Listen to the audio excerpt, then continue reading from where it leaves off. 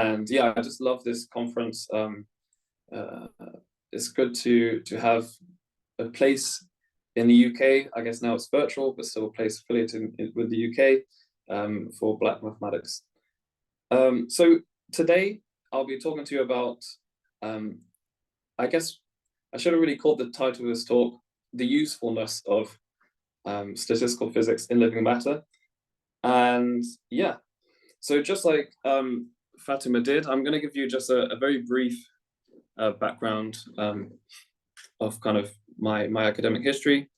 So Naira mentioned that there's a Swansea University watching room. So hello, Swansea. Yeah, I attended Swansea a couple of years ago. Well, actually going back, yeah, quite a bit now. So that was my first degree, which was in physics.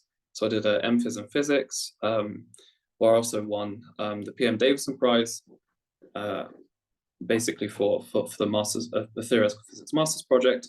I did my DPhil in theoretical biophysics at the Department of Physics at UCL.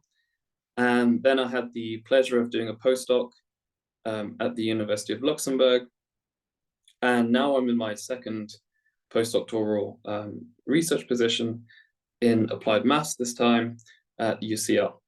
So sort of coming back to where I started, but an epsilon away. I've also had the privilege of visiting some nice places to do some research, for instance, the University of Toronto, and currently I'm at the INI at Cambridge. So I have broad research interests, but largely lie in these three topics. So soft matter, I don't know if you've heard about soft matter. So in physics, there's this category of systems called condensed matter systems, and that's subcategorized into hard and soft systems. So soft systems typically consist of biological systems or biologically derived systems, and consist of, say, squishy constituents. Active matter is a growing and exciting field of systems that are highly non-equilibrium, and they consist of particles that that convert fuel to sustain interesting behavior, essentially. And sort of my toolkit that I like to use is largely comes from statistical mechanics. So don't worry, I'll sort of give a brief introduction to all the words in the title of my talk. And some of you might be scared of statistical mechanics, but I'll just give you a sort of a sense of how it's used. So Fatima's field was mathematical biology. So I'm also in the same game of trying to understand biology, biological matter, in terms of mathematical and computational models. So a kind of core philosophy in my work is to provide deep insights into experiments through minimal, bare bones physical models. I like to develop statistical mechanical frameworks to understand and control systems even out of equilibrium. So, so at the end of my talk, I'll also have a, sorry about that.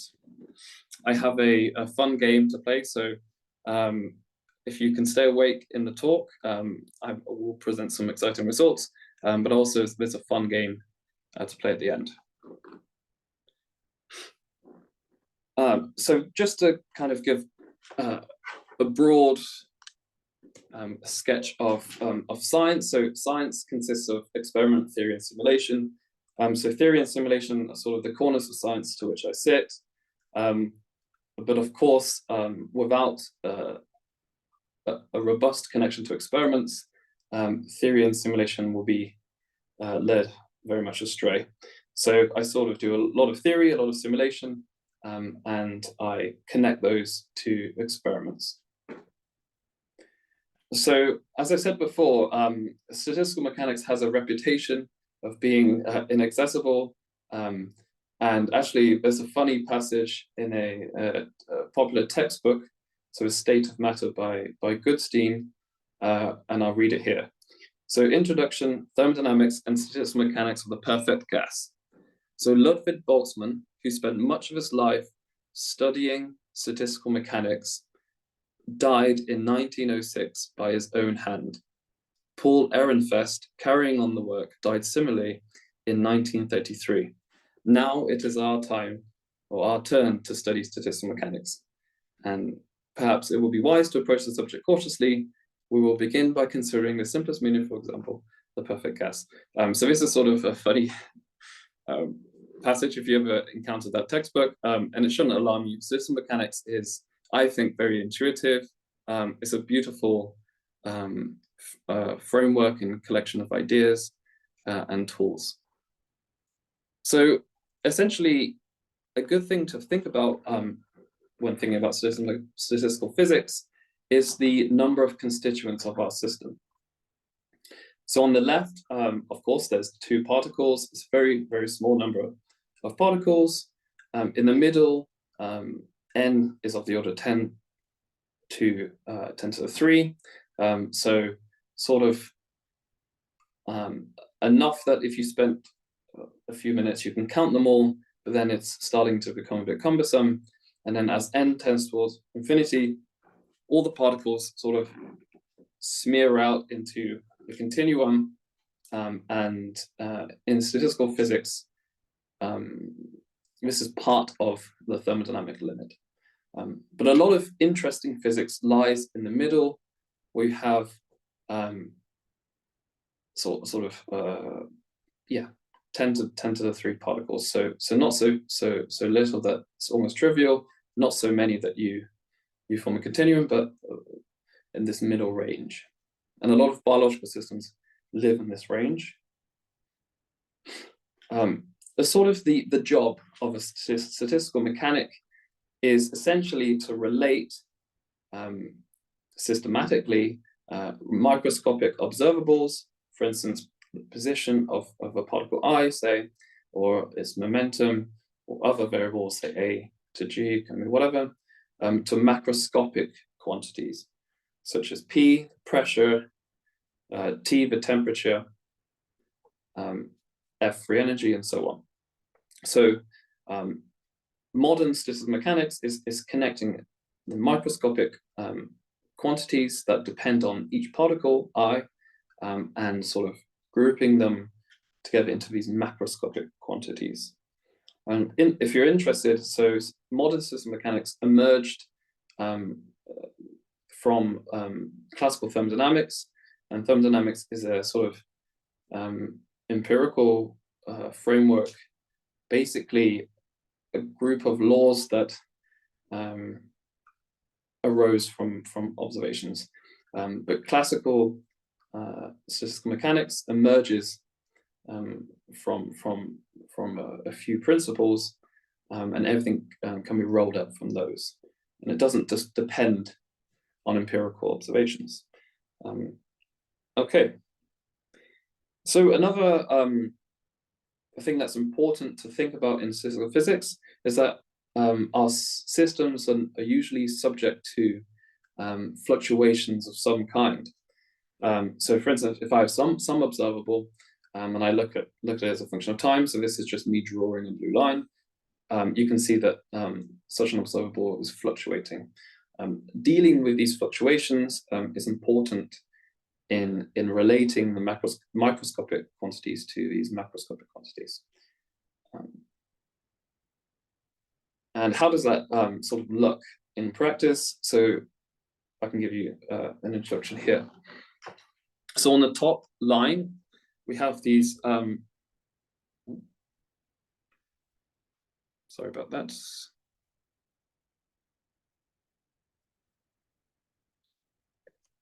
Can you see my slides? Sorry. Just turn off my phone. Yeah, we can see your slides now. All good. Okay. All good. Yeah, sorry about that.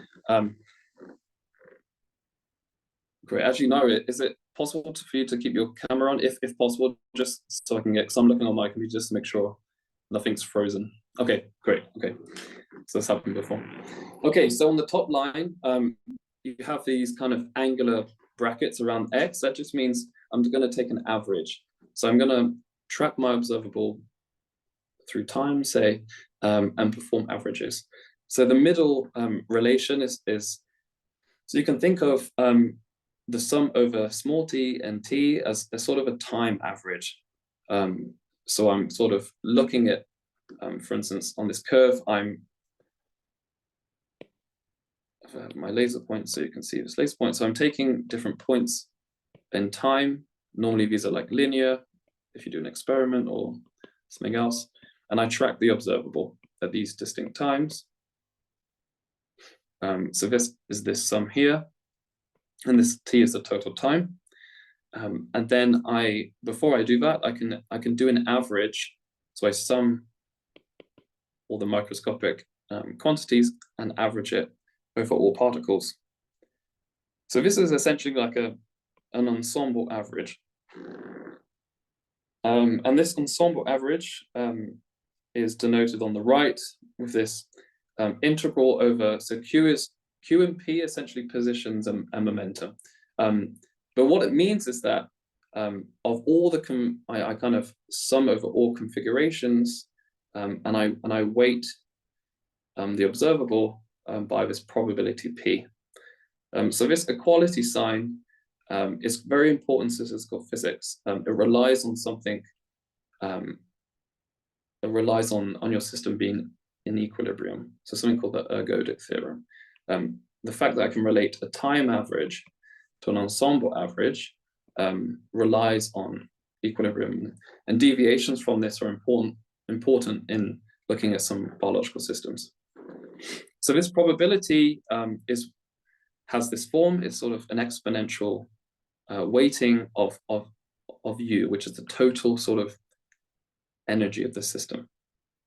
And Z is going to appear later is a very important quantity in statistical physics. Z is the sum over all states. So it arises from the German word for sum.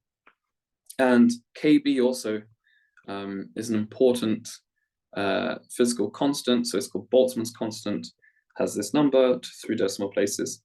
Has units energy divided by temperature, which is the same units as entropy. And this is one of the fundamental constants in statistical mechanics, and it pays homage to the insights of Ludwig Boltzmann. Okay, so I've given you sort of a sense of statistical physics. Obviously, it's not robust. I'm not trying to teach you statistical mechanics from the ground up, just to give you a sense of the important things to keep track of, the important things to think about. Okay, so now I've mentioned and talked to you about statistical physics. Let me introduce what do I mean by living matter? So I like to focus on the nano to micro scale of living systems, so 10 to the minus 9 to 10 to the minus 6 of 1 meter. So biological systems live on this, or some, actually a lot of biological systems live on this scale. And here are some examples. For instance, a deformable biological cell. So deformable, so they're squishy, hence the soft matter. This is actually a Lego dendrogliomas, I think. So these are kind of fried egg cells seen in some brain cancers. These are sort of a cell that's migrating in a dumbbell geometry. What's also of a hot topic now, that's also quite important in fundamental biology, are assemblies of proteins. So you probably know about protein. You eat protein from food, but proteins are the workhorses in life and living systems, and how they come together is very important at the moment. And lots of physics and maths are being used to explain those.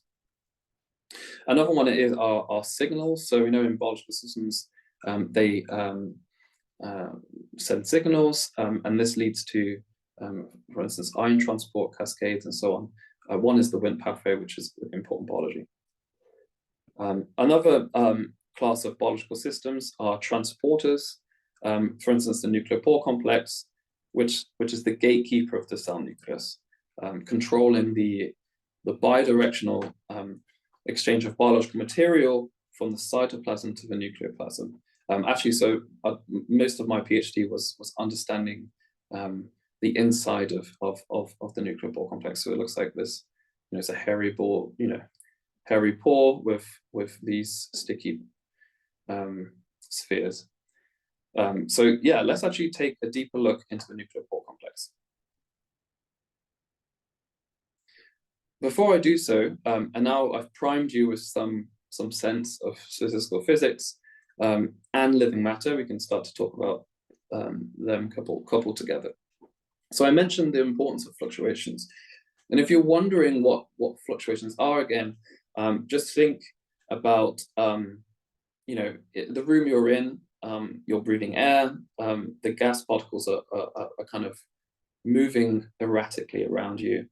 And this is, a sense, what is it? It's temperature, it's thermal fluctuations. So you can think of these as thermal fluctuations and the total number of constituents of our system on the x-axis. Now, fluctuations of a particle, so you can see this red dot, this is really high fluctuations, and then this is low fluctuations. Well, if I have a small system with, say, 1 to 2 particles at some temperature, they're going to feel stronger fluctuations. So that's why here the black curve is very high, and as the system gets larger, the fluctuations they feel the fluctuations less, or they're more robust, the fluctuations. An interesting curve, so this is not data, right? This is just me sketching ideas, is something about complexity. So we know that biological systems are complex. That's why they're difficult to understand for physicists and mathematicians. We're used to simple things, and if you're into physics, for small n, we know the systems are sort of trivial. Well, trivial. They're easier to understand, and for large n, for instance, in galaxies and stars and so on, we have general frameworks like Einstein's theory of relativity and other cosmological theories that leverage the simplicity actually at large n. But there is some sort of interesting ground in between where the complexity is quite high, and this kind of blue region is where living systems that we know of today, which is really only on Earth, they sort of live here. So you can think of complexity as sort of how many moving parts, or sort of what is the minimal theory that I need to explain them. So this is sort of a nice slide to summarize the interesting scales in living systems. Okay, so I'm going to talk to you a bit about the statistical physics modeling of the nuclear pore complex. So this is work I've done during my PhD and my first research visit. And I think people are still there. I haven't frozen. Great. Okay, so what is a nuclear pore complex? So that the A is in quotation marks because the nuclear pore, there's thousands of nuclear pore complexes dotted around the cell nucleus. So this is a cell nucleus. This is a nuclear envelope. So inside the cell nucleus is DNA, which is vital for the propagation of genes and for living systems in general. But we know that in order for proteins to be made, they have to live. So the information in DNA has to be sent out of the new cell nucleus into the cytoplasm, and they do so through nuclear pore complexes. So the nuclear pore complexes is vital for the cell to be alive. It's well known, well documented that if the nuclear pore complex becomes dysregulated, the cell dies. It's really vital for cellular activity. If you zoom in on such a pore, this is what it looks like. So this is sort of the nuclear membrane. It has this asymmetric look about it. It has this kind of nucleoplasmic scaffold, and then these cytosolic filaments here. But the really key thing, so the job of a mathematician and a physicist is to squint one's eyes and think, okay, well, What is the essence, the kind of the key players here? And in terms of the selective behavior in the nuclear pore complex, the key players are these disordered sticky proteins here, this green mesh inside here. So you can imagine this green mesh consisting of polymers, sticky polymers that are dancing around, and they form this occlusion barrier. Okay. Now, the nuclear pore complex is a complex macromolecular machine, has many moving parts. It's also quite large. So due to its complexity and size, so it's around 100 nanometers, sorry, it's 100 nanometers, more or less. It's under experimental probing of the nuclear pore complex is hard to do in vivo. So what do I mean by in vivo? I mean, actually looking at the thing in the real living cell, it's very hard. So scientists have come up with these in vitro experiments. So in vitro just means outside of the living system, but sort of building up in complexity. So people look at, isolated FG-NUPs or isolated sticky polymers, if you want to think about that. There's FG-NUP in bulk solution, so you have sort of droplets of these guys, and also kind of going towards what it really is like in a nuclear pore complex. You can stick these sticky polymers onto a hard surface and look at how they behave. And then recently, in the last say 6 years or so, people have focused on probing their behavior in these nanopores. Okay. And understanding the observations from these in vitro experiments, mathematical and physical modeling has provided deep insights into these experiments. And largely, as Fatima also kind of explained in her answer to some of the questions, depending on the level of questions you want to answer, you have to have a choice, or you have to make a choice about how you treat the individual particles, okay, or the individual units. So on the left, I can go from something that's detailed. So low coarse graining means, I'm taking into account lots of detail. So you can see all the different colors, different amino acids, other things. And if I walk to the right on this scale, I see on the other end more simplified approaches. So I've worked sort of more so on this side, but also here. And the work I'll just be presenting partly today is sort of around this area.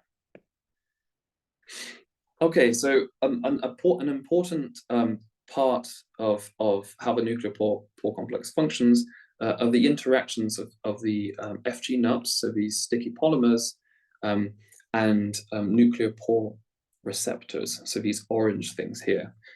So these orange things actually bind to important biomolecules and regulate important cellular functions. So how these orange spheres, which I'm going to treat them as orange spheres, interact with these polymers is very important in understanding the MPC.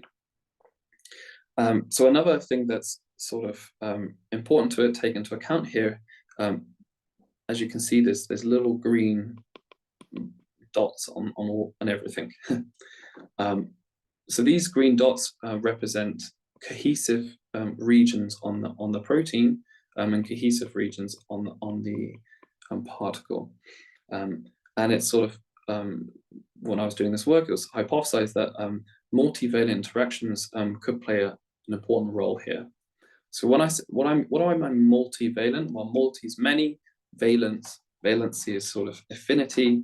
So here there's multiple binding sites from that an orange particle can bind to the polymer, and monovalent, which is the complete opposite, is when you just have one big cohesive blob on the polymer and one cohesive blob on the particle. Okay. So as I said, so in vitro experiments have been done. A lot of the experimental data has yet to be explained systematically. So what some people have done is basically generate sequences of artificial proteins in a way to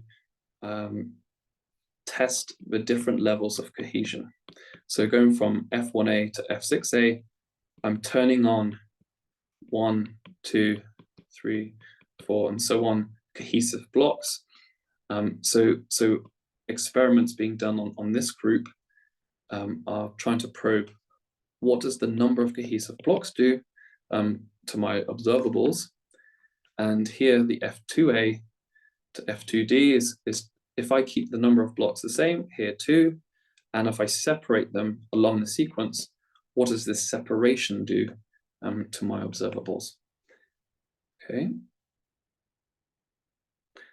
So I basically built a coarse-grained minimal model as a basis to explain this. And this model consists of, well, I need to model these receptors in a way. So as I said before, you have one big sphere and you have a number of cohesive patches. In this case, this is 2. You have these cohesive interactions. So there's a particle patch, polymer patches. The strength of the cohesion is epsilon prime, and a polymer cohesion strength is epsilon. Yes, this is just to show you that, if I increase epsilon prime, you go from something that's from unbound to a bound state.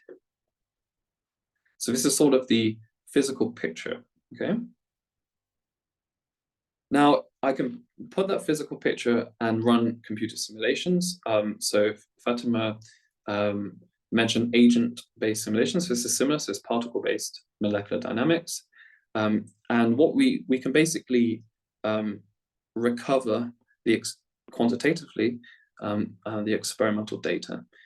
So just to walk you through this, so KD is sort of the dissociation constant. So if you're a chemist, you probably know what that means, but to everyone else, it's basically level of affinity. A level of dissociation. So if I have one cohesive block, I'm going to dissociate a bit more than if I have 6, because having 6 more cohesive blocks means I'm more cohesive. So the experimental data is here, and for different epsilon primes, we can explain experiments. If I change the cohesive block distance, we can also explain those with the same parameters, right? So this model has 2 free parameters, epsilon prime and epsilon, and we've also checked the level of coarse graining. So if my fundamental bead on the polymer is the size of 1 amino acid, or 2 or 4, we can still explain experiments. So another important job of a model is to make future predictions that were not put into the model in the first case. And on the right, we made some nice predictions if you were to change interparticle spacing, how would that affect dissociation, and how would it affect the size of the polymer. And actually, we predicted that the polymer actually starts to collapse on itself at some small value of the angle, which actually future experiments that came after this paper had shown. So we made predictions that experimentalists saw for themselves. So this was done on a kind of simple toy scenario. So these model sequences. So a question a biologist will say, well, you've done it for these model sequences, or do it, I want to see it for a more protein-like sequence that's really found in the nuclear pore complex. So this sequence, so NSP1 is such a protein, it's very important and well-studied protein. So we kind of building on the complexity of the model, we started incorporating a different testing this cap particle which has n patches uniformly distributed on the particle surface, or is halfly distributed, if that makes sense. And yeah, so this is just kind of pretty simulations, snapshots of what's going on. So what we're doing, an important thing in modeling, is that you start from something basic, you try and verify it or falsify it with any relevant experimental data, and then you build in complexity. You start to get closer to the biological complexity. Okay, so we have this scenario. And now one powerful thing in theory is if I can play with an analytical model, so almost pen and paper model, can that provide insights into this sort of biologically relevant scenario? Because if it does, then the kind of usefulness of an analytical model is that you have the equation in front of you, you know what everything is. It's also very quick to make predictions and to produce numbers. So this is what I try to do here. So I'm just going to give you kind of a nice example of a statistical physics model that I built to really explain a biologically relevant scenario. So yeah, you're going to see it in practice. Also, if you're just curious how to build these statistical physics models. So let's get into it. So I developed something called the lattice binding model, which, as you can imagine, it presumes that there's some lattice that's consuming some volume V. It's a lattice, so I split such a volume into voxels, which has some volume V vox. Okay, so just to kind of keep in your mind, we have a polymer which has these little green bits, and we have a patchy particle. Okay, so polymer and patchy particle. Now I'm going to do a very physicist-like thing. I'm going to assume the polymer just is taking up a square volume V prime. And I'm also going to assume that a particle, so a patchy particle, is going to take up a square volume of V prime. And I set V prime to be the same for polars and particles because overall the sizes are not too dissimilar, and it simplifies my model. And in the end, it actually doesn't matter. But at the moment, we keep them the same. And then, of course, there's a system volume V.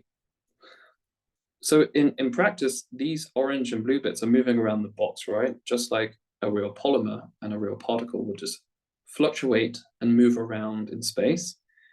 And when such boxes overlap, we say that it's an interaction volume. And of course, it has the same volume V prime. So when the boxes overlap, the polymers and the particles are doing something like this, okay? That's what you can imagine in your mind. Okay.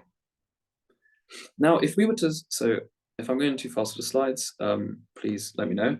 But in the blue volume, it's not everything is all blue, but we have these another lattice that has smaller units that represent the cohesive bits on the polymer. Now, for simplicity, these cohesive bits can move around independently of each other in this box. The only thing we fix is that the number of cohesive bits and the size of this polymer volume. For the particles, however, this is a key difference between the polymers and particles. We assume that they have binding patches that are fixed in this volume, as would be for this rigid body. So these these binding spots will not move with respect to each other because they're fixed on the surface, but in the polymer, they indeed could move with respect to each other, right? So it's not too ludicrous to do this thing. And I mentioned before that when the orange and the blue interact, this is kind of the image of them interacting. And if we were to zoom in on that green volume, this is what it would look like. You would have the polymer binding bits and the particle binding bits in the orange. And when these microscopic binding bits come together, they form these individual binding events. Okay, so that's sort of the physical and also visual depiction of the model.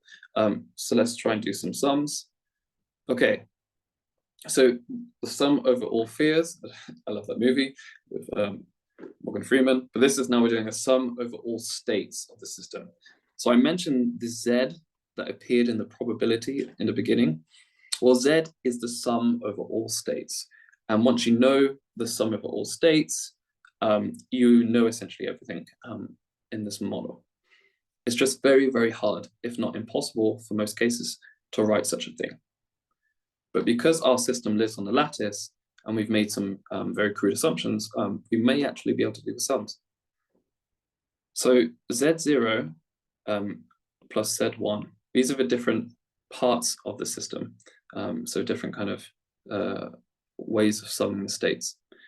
So Z0 is the sum of all states of the particle and polymer volumes when they're not in the interaction state. So Z1 is the sum over all configurations of the polymer binding bits interacting with the particle binding bits when they are in this interaction state. Okay, so this term basically accounts for all the kind of rearrangements of the polymer and binding, the polymer and particle volumes, and this second term accounts for this, for example, this factor is just how many ways can I place the interaction green volume in the total volume, how many ways the N binders of the polymers can interact with the particles, and this here is basically we have this microscopic binding probability, and for these are green events. So when the blue and the orange occupy the same volume, the same kind of lattice space, they don't just bind immediately. There is a sort of weighting, not weighting as in queuing, like weighting as in a weighted chance of them binding. And such a weighting is embodied by this Boltzmann factor. So epsilon prime, you might remember, is the cohesion strength between the particles and polymer bits. You can actually do the actual sums here, and this is what you get for the partition function. So this is, you get a closed form expression for the partition function, and in statistical mechanics, you then sit back and you know everything. Don't worry about understanding this form. It's just that we can actually do the sums, and I can fit it on the slide, right? Which is nice. You can see it still has these binomial coefficients. And actually, a nice thing that arises in the sum is something called the Gauss hypergeometric function, which has this form, and gamma here depends on the kind of the different lattice bits and the polymer binding sites. So the Gauss hypergeometric function does arise in many different other scenarios in combinatorics. So yeah, it's just a very nice function. One thing, so remember, we want to try to explain this physical scenario and produce numbers or kind of insights for biologists. And in order to do that, we have to talk about the probability of being bound, which is P1.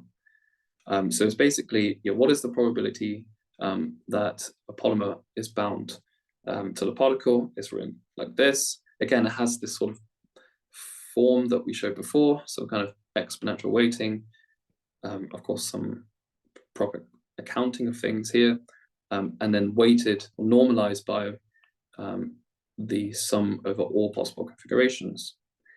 I can actually do this as well. And don't worry about the form. It's just that this is what it looks like if you're interested. So I mentioned something called the dissociation constant, which is what the experimentalists have actually measured, and is what I can measure in molecular dynamics simulations. So this dissociation constant largely based on the law of mass action, can be written like this. So the probability of being unbound, P0, divided by the probability of being bound. Na is the Avogadro's constant required to get the appropriate units, which is molars, and it depends on the volume. So if I really increase my box, yeah, this is how it affects the dissociation constant. The nice thing about this model is I can get a closed form expression for this, which by looking at it, you don't get any immediate insight, but that's okay because we will soon. We'll get a very concise equation later on. This is just these functions. An interesting thing. So this gamma is the usual gamma function, and this kind of twiddle on the f just means that we're now using the regularized hypergeometric function. Okay, so nice sums. Just to show you, mathematicians out there, that this is sort of the sums that you can do in these models. So now we have something that looks a bit simpler.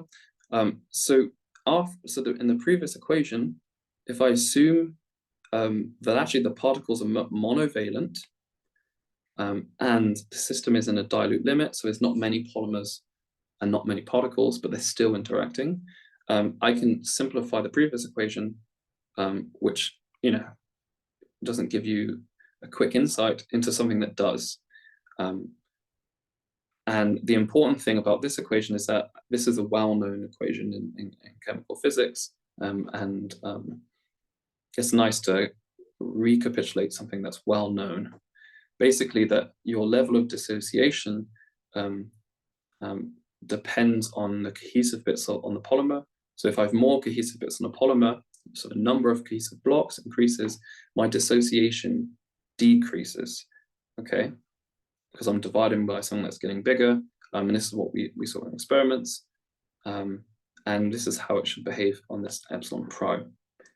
Okay, so this is nice. You go for something that's, we just built a model from thin air, we made some crude assumptions, and we had the right ingredients. We got some pretty nice mathematical functions, and then we got something that's simple and physical at the end. So this is sort of a nice example of statistical physics in action.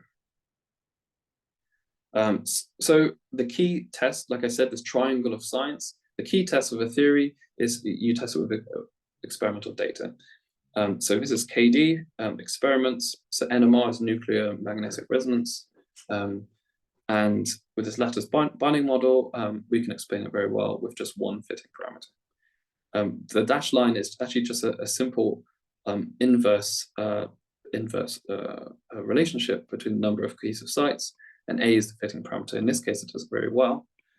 And ITC is just another way of doing this experimentally. But an interesting thing that this model can account for, that this simple 1/n fitting cannot, are the MD simulation data that distinguishes between patchy particles that look like this and patchy half particles that look like this. So you can see the MD simulation points are here, and the lattice binding model, again with one parameter fit, agrees quite reasonably there. And the dashed line is starting to show cracks. So again, this is quite a success. It's accounting for things that previously simple relationships couldn't account for. Okay, how am I doing for time? Okay, so basically we built a simplified coarse-grained pattern polymer and patchy nanoparticle model that's sufficient to explain experimental binding data for the first time at that time. We've provided novel analytical statistical physics model that's kind of revealed the fundamental physics behind the data, and captured novel insights into the affinity dependence on particle patches.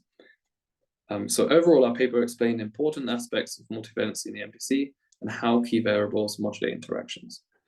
So this work was done by two of my PhD supervisors. So Angela was also at UCL at the time, and also in my collaboration with Anton Zillman at Toronto. So that's sort of the first bit. And I think I have time to tell you about more recent work on active matter under control. Okay, so let's go. So this is work that I did at the University of Luxembourg. Okay, so let's explain the words in the title quickly. So what is active matter? Well, active matter consists of individual constituents that burn fuel to sustain dynamics, resulting in remarkable collective effects.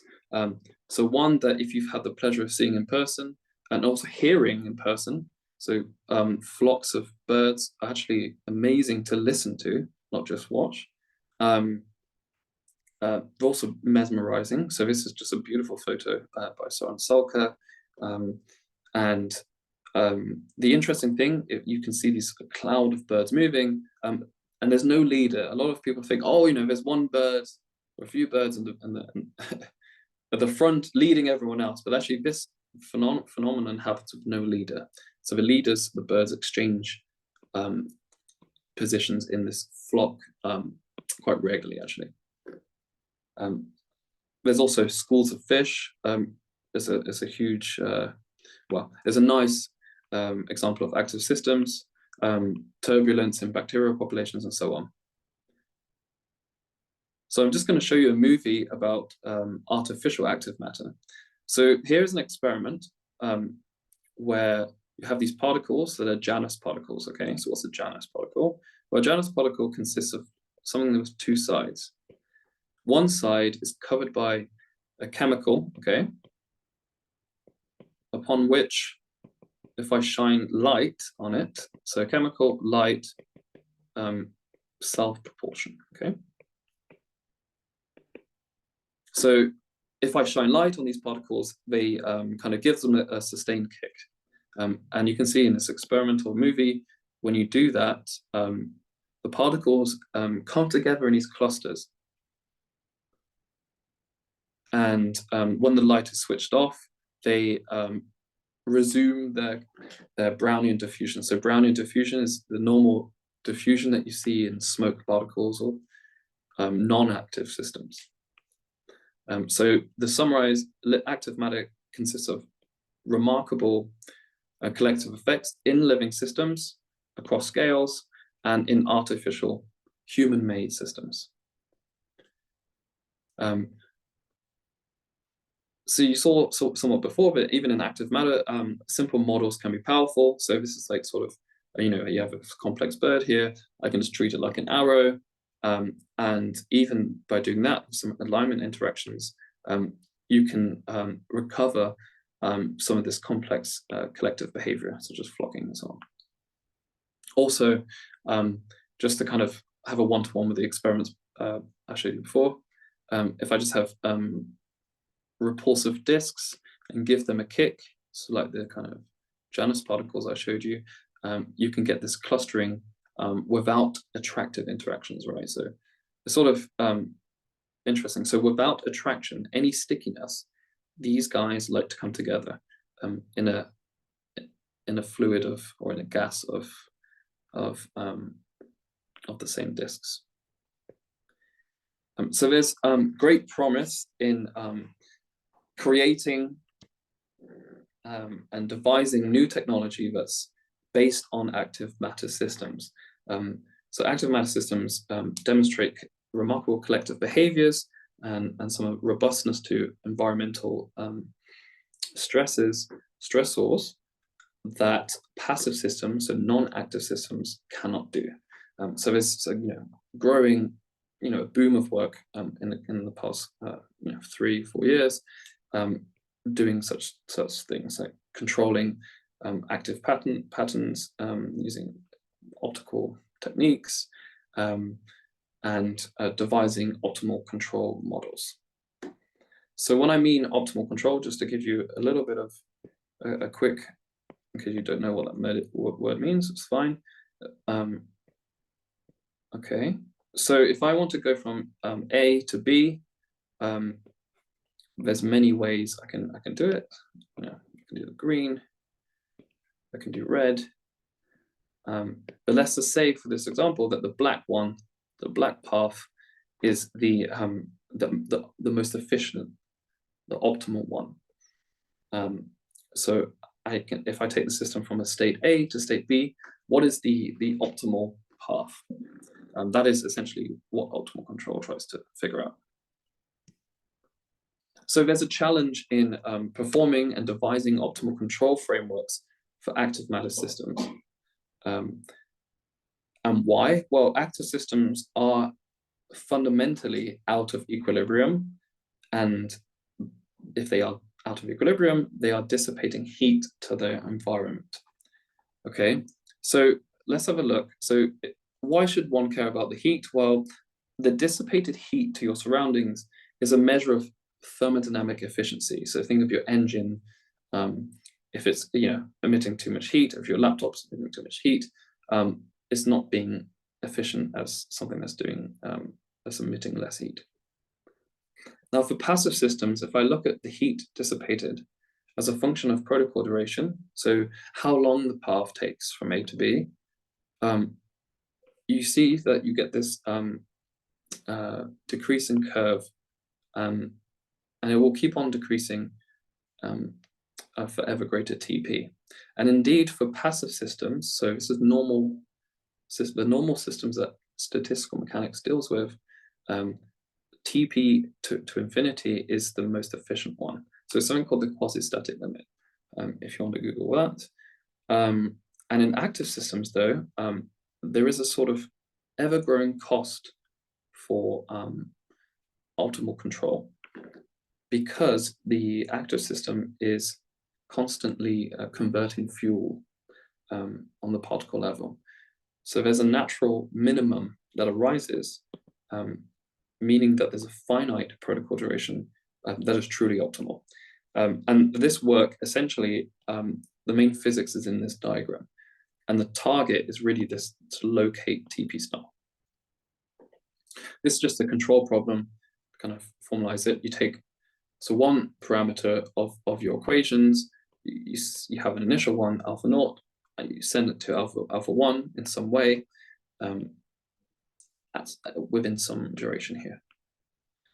This is just to kind of give you an idea of the passive and active dynamics. Don't worry about the details so much. Essentially, this is the kind of velocity.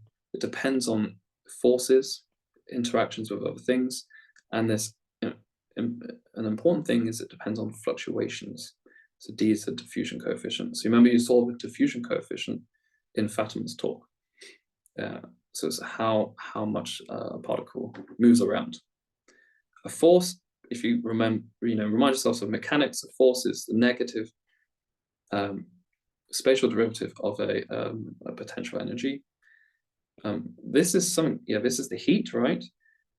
This comes about from conservation of energy. This really is the first law of thermodynamics. You have your internal energy, if you like to think of this, and your work. So this is the work done to take the control parameter from alpha naught to alpha one. And in the active case, well, what's different? Well, for your convenience, I've highlighted the differences in blue. So in the force, there's an extra kick, which is this VI. So VI is the self-proportion. It's a velocity. It's like a self-propelling term.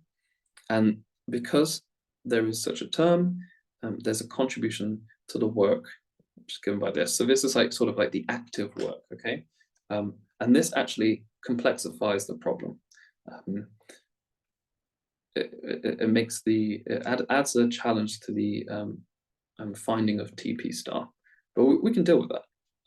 And this is, I'll present a novel framework to deal with that. Okay, so I'm just also looking at the time, but basically we employ a weak/slow driving assumption. So if I just restrict my paths to kind of smooth paths, So I can still go from alpha naught to alpha 1, but I do it so in such a smooth way. So smoothness basically just means locally I'm driving it slowly. If I can do that, I can expand averages. So remember you saw an average at the beginning. I can expand averages of things.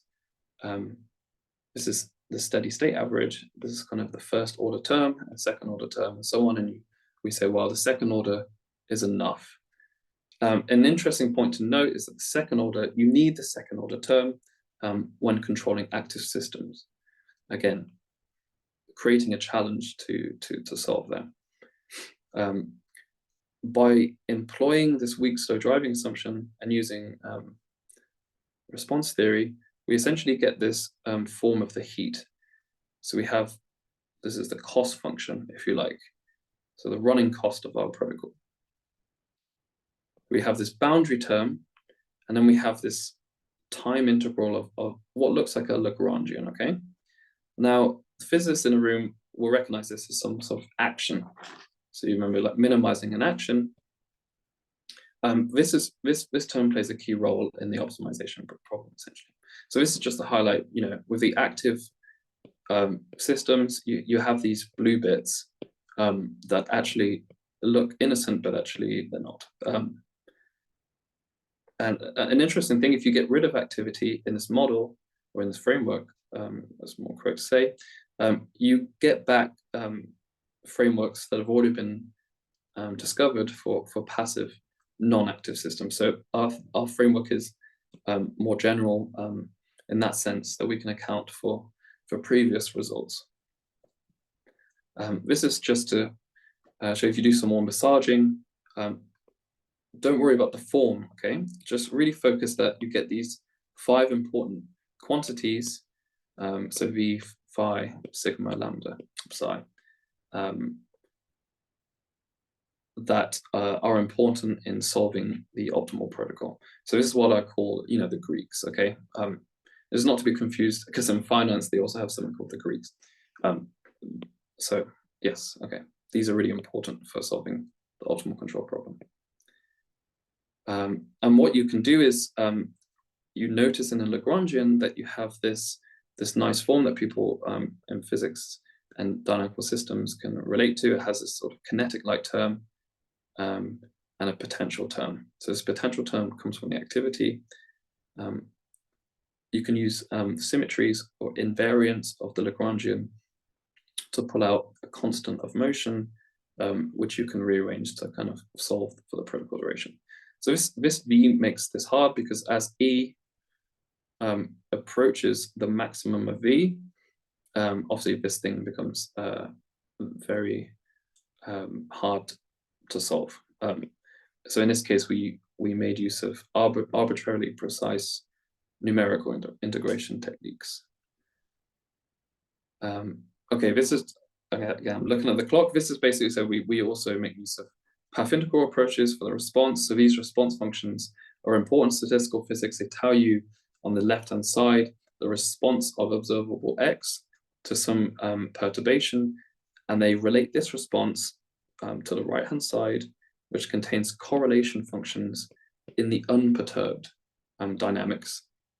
So it's a very powerful result in statistical mechanics, and the usual one, the very important one, is this fluctuation dissipation theorem, which looks like this. And people like Kubo and even Einstein contributed to these relations. Okay, this is just that we can get the second order response. And basically what we do is we solve this for a particle in the trap, and we can get the we can really get this TP star here. And an interesting thing is that if you look at the protocols and you kind of divide by the protocol time, you see that you get this foil, this pretty foil, but actually means something. It means that there's different protocols, so different characters of protocols, depending on the protocol duration.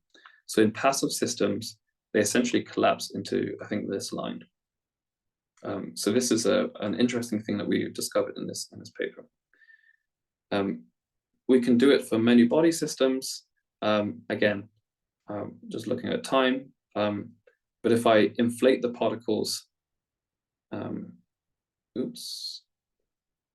if I inflate the particles, I can take the system between states. So in this framework, we could control a many-body active system, so which was pretty nice and pretty new. Okay, so let me just skip to the conclusions.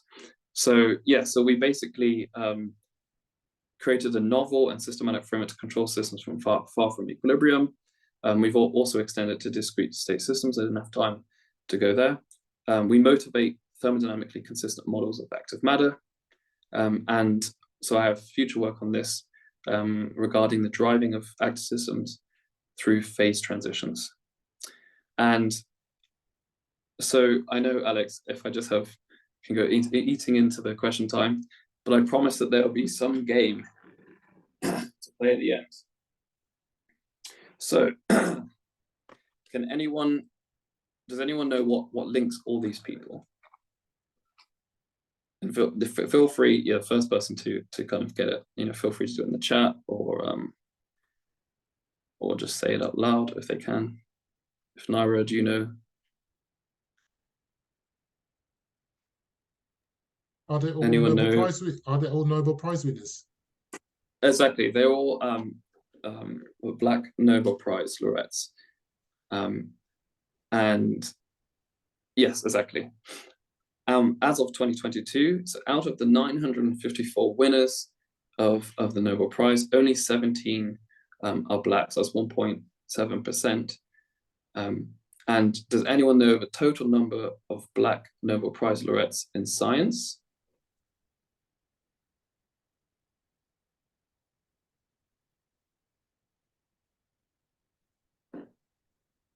Oh yeah, also Fatima raised another interesting commonality. Of course, they are all Black. That's another correct answer. Oh yes, and Frank M said 0. Yes. So to date, there's no Nobel Prize winners in sciences for Black people. So this is sort of not a this is just true. This is just an observation. But yeah, there's lots of things to unfold there. But the next Nobel Prize winner in physics, chemistry, physiology, medicine might be people in this audience, or might be people who are around today. So never give up hope there. And curious to if in my lifetime will we be able to see Black Nobel Prize winners in science. Anyway, thank you for listening, and thank you to the Black heroes of mathematics.